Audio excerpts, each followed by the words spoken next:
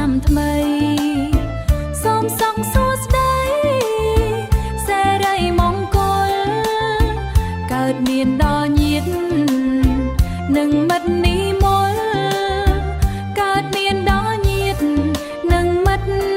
និមលក្តីតុងកងវល់សូមឲ្យរសាយសេចក្តីមួម៉ងឆ្លងតាមឆ្នាំចាស់ឆ្នាំថ្មីបដូរផ្លាំងជួបតែសប្បាយគ្រួងពីឆ្នាំចាស់សូមជៀសចេញឆ្ងាយគ្រួងពីឆ្នាំចាស់សូមជៀសចេញឆ្ងាយឆ្នាំថ្មីក្អាក្អាយចិត្តកាយស្រស់ថ្លា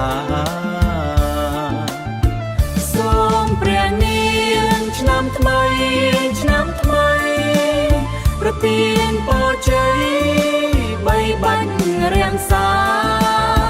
ដល់ញាតិបងបងភូមិផងខេមរាទៅណាមកណាផុតគ្រោះចងរៃ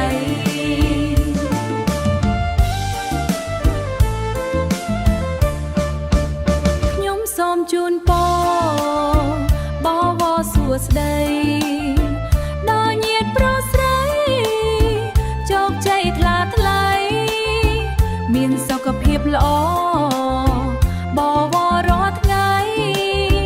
សូមបានជោគជ័យកិច្ចការតូចធំយាយតាមីងអ៊ំសុខុមតូចធំកុំលងក្រមុំ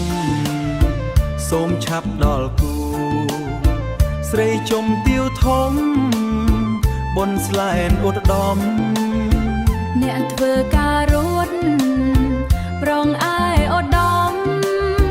ស្រីជុំទាវធំបនសង្កាងារអ្នកធ្វើអាយចនឡើងប្រាំងក្រុមគ្នាអ្នកស្រែចំការបានផលច្រើនល្អសូមសុខសួស្ដី